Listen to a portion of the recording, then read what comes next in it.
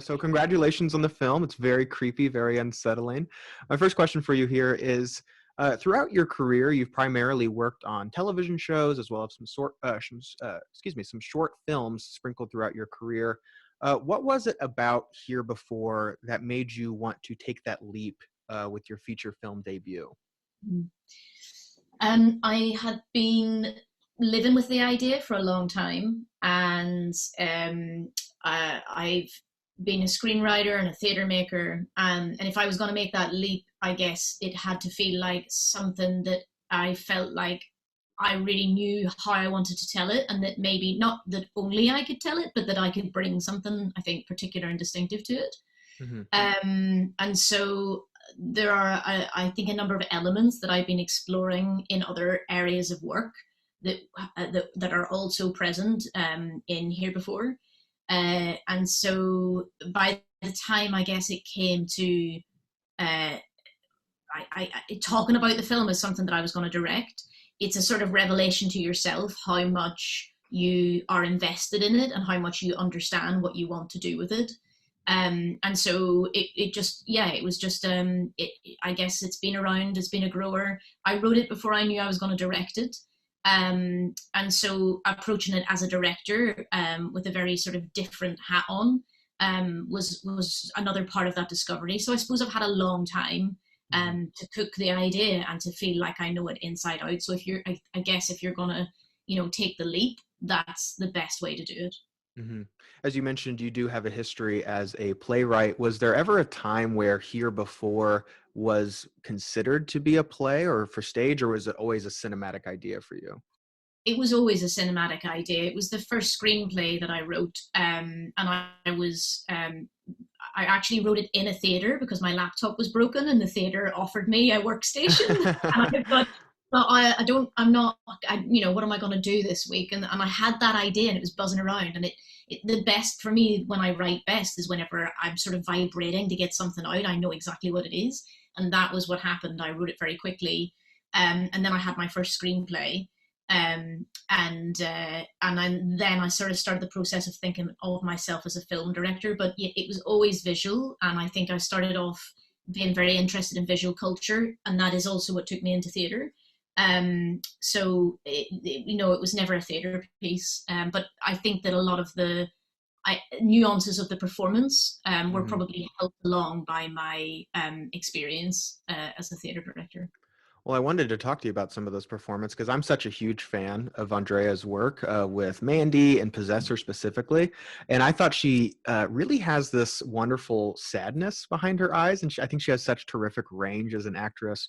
When did you know, or walk me through that moment when you knew that she was the right person to play Laura? Yeah, I mean, Andrea is first and foremost an incredible artist. And when we were thinking about casting, I was like, everybody was like, "Don't be crazy, Stacey, Andrea Riseborough." And I was like, "Well, what? Why? Let's." So I wrote her a letter, and she was incredible. She got back really quickly. She was shooting, but she read the script, and then we met up soon after and started chatting. And I think the thing about Andrea as well is, and she said this herself, is she has a huge and diverse body of work. And yes, more recently, she might be known for some of those more genre films, Hmm. but she's just an incredible artist. And I've tracked her career since I first saw her on the stage in London. So in some ways, I think we had that shorthand as well.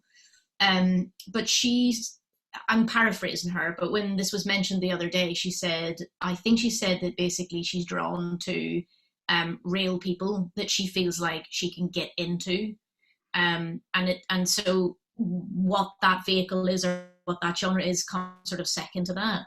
Hmm. And it's obviously a great sense of validation that I have that she found something to get her teeth into with the complexity of this character. Yeah. I imagine as someone who is working to create their debut film, with that would come the challenge of establishing your voice as a filmmaker. Were there any other filmmakers out there or any other directors or movies that were maybe some points of inspiration for you as you approach making this film? Oh, it's always a tough one because I think that, like most creatives, you sort of magpie and become quite eclectic over the course of a career. So my influences will have come from filmmakers, but also, visual art and literature and all sorts of things. And there are films that I will have seen when I'm a kid that have really stayed with me, even though I haven't seen them in 10 years, And I think that's certainly true of the genre elements of the film. There's stuff that we're just conditioned, a language that we just know. But, it's a real range of stuff. I loved Safe by Todd Haynes, that it was a kind of a real, I thought, sort of underrated piece of psychological horror, actually. Yeah. And it really held its nerve in terms of pace. And I think in terms of how it treated its audience, I like films that don't tell us what to think and feel, that create a space. So Celine Sciamma obviously is like, a huge fan of her work. Who's not? I know. I hate doing this thing about like, well, listen, before the big hit, but genuinely, I watched Water Lilies years ago. Tomboy. Like she's another one whose career I followed and saw grow. And you're just like, there's just so much to learn there. But I think there's a real elegance about that filmmaking and a real, I think, intelligence and a generosity that I could only hope to emulate. But also, like everybody, I love my big trashy films as well, like, I like, films that take me on a ride. And, sure. I think all those sort of loves and influences sort of go into the pot. Mm-hmm. So when you're approaching writing this film, were there any cliches or things that you wanted to avoid to make these characters not seem too trite or too cookie cutter in any way? Can you walk me through some of those cliches that you were maybe trying to avoid when making this? Yeah, totally. I mean, from the get-go, I didn't want it to be about a creepy kid. It felt really key that we should be able to see Megan at all times on two levels. On one level, that at any point she's just behaving like a little kid. But that we could be with Laura and see how these things coalesce in a way that could be read differently. So these sort of parallel readings of events felt really crucial to the film. And similarly, how and when we disclose information, I didn't ever want it to feel like some tricksy reveal where suddenly everything we were watching is redundant. So I think being aware of that and trying to pace those things in such a way that it's sort of building something up or making something more complex rather than reducing it. Sure. And then for Laura herself as well, I think we see certain treatments of grief in the movies, and particularly around the representation of women, that are quite cliched. And I was really conscious of the fact that I certainly grew up around families and women who had a certain strength and perseverance and stoicism and a tough love, and survived grief and trauma in such a way that didn't leave them like these kind of hysterical husks of women, Sure, yeah. And of course, there's no greater person than Andrea to be able to deliver all of those things at once in a way that feels to me very more representative of reality. Yeah. I couldn't think of a question to mention this, but since you kind of brought it up, you said you didn't want to make the kids creepy. I'll tell you, that nightmare sequence that you had, that was the creepiest thing that I've seen at this festival so far. Not a question, just a comment. Yeah. So when you went about directing, this is, have you directed like theater before? Or was this the first time that you've directed like in general? I started bizarre. My path is kind of weird and zigzaggy. So I actually started performing in and self-directing my own work. So it sort of drew on live art as opposed to sort of more traditional theatre. So I was doing quite a lot of self-directed live art, and then I directed a piece of theatre about a year and a half ago now. And obviously I'd done my short film. So I was directing more and more, basically, is what I'm saying. Sure. So I haven't done tons and tons, but yes, that's definitely been the pattern of the last few years. Yeah. So when you went about directing this movie, did you have any challenges? I guess not challenges wouldn't be the word for it. When you went about directing actors, what was the difference there between directing children? Because there are quite a lot of child performances in this. Was that easier or harder than you thought, or did it kind of just come naturally? I have to say that I had a ball. Like, I don't know who was having more fun, me or the kids, because I genuinely look every day. I was like, we're making movies. Do you know what I mean? I just think it's awesome. And yes, of course, it's hard work and it's challenging. And sometimes, you know, the stakes can feel very heavy. But ultimately, like, you're getting to be creative. Like, you know, I love working with actors. The kids were very open and you know, unaffected, because most of them hadn't done any work before, so they were just sort of as curious and, you know, available as you could expect. And you know, I think there's a certain liveness of performance and an authenticity of performance that I'm really interested in. Mm-hmm. And I definitely am very confident about finding that in theatre, and I feel like that was something that I brought into the shoot. And you know, we were alive to being surprised, you know. So some of the improvised moments have made it into the cut, because they, you know, they give the film that texture that I was after, and you know, the kids were great with that.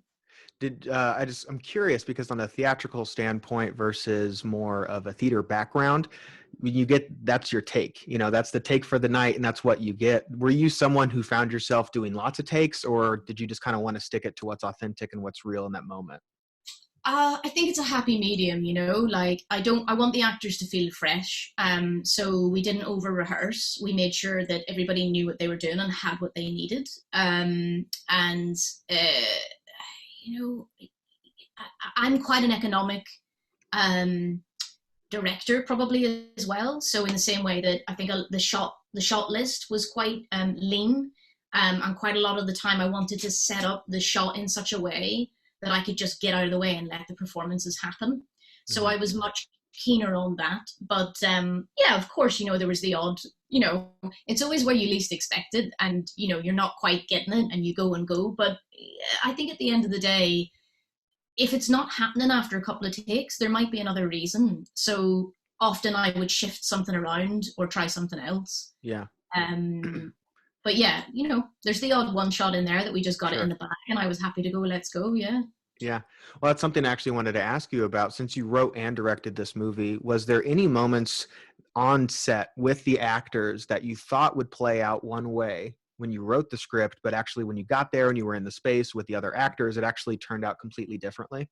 Do you know what's interesting, to go back a little bit, is when we cast Marie, who's played by Eileen O'Higgins, there was a sort of type that you could even write back to cast, and there's certain types that you could go for that were a bit more obvious. And actually Eileen brought such a kind of humanity and softness that you do not suspect to that role, you know, that was a sort of you know, that presented me with something that was more interesting than perhaps my initial take. So so once you've filled a role with somebody who's doing something that you didn't originally, you know, have built in, that can be a constant process of showing you things in slightly different ways than you might have envisioned. And I think I mean, I can't think of anything off the top of my head, but I think that great actors always present you with options, and they can be very subtle. But certainly that's what Andrea did, and John Joe, who's you know, again, an incredible performer. They just give you these you maybe do 3 takes and don't realize it on the day, and then it's not till you're in the edit looking at it on the screen that they're 3 very subtly different takes. And you know, that's where you want to be. Well, it's interesting to hear that for your first feature film that you were pretty flexible with the script, that you weren't married to the page, that you were kind of open to this collaborative process with the actors.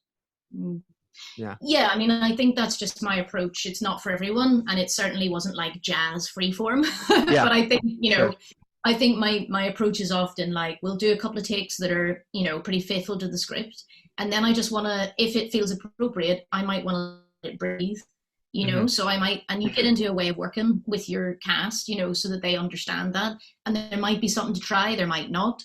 But I think, again, I'm just very interested in things feeling truthful and live, and that creates the space for that to happen. And I think that comes through on some of the performances, again, especially when working with kids. So when you were thinking about making this movie and you're kind of coming up on pre-production and things like that, were there any things that you thought would be a lot harder than they actually were, or vice versa? Was there anything that you think that you thought would be a lot easier that was actually a lot harder? I think oh gosh, I hope I don't ruffle any feathers here, but I had never had any experience with VFX, and I think it's one of those things like, playing a run on a fretboard where sometimes you're made to feel like, oh my gosh, it's really complicated. Like I'd never do anything like that. And actually, as long as you're communicating well with your creatives and your technical team, um, that was actually, it was like a kid in a sweet shop. Basically, I just had to be told if something was too expensive or not, Yeah, not whether or not it was possible. sure. And so I really enjoyed that sort of exploration. And I think there's sometimes a little mystique to the more technical elements. And it's not that, it's just not that, it doesn't need to be that complicated. So Hmm. I really enjoyed that end of things, the stuff that happened in post, because that was probably the area of least experience for me. So it was the most exciting because I was like, oh wow, like when they cleaned up all the dialogue, I was like, wow, that sounds amazing. Um, so I think just staying open to those things and constantly asking questions and not feeling stupid was a big part of that. And so that's also the other half of your question, which is that actually, I think that the sense of being intimidated by jumping into something as big as directing your first time feature, Hmm. yes, it's loads of work. Like yes, you have to really have your wits about you and be, available at all times and committed to it.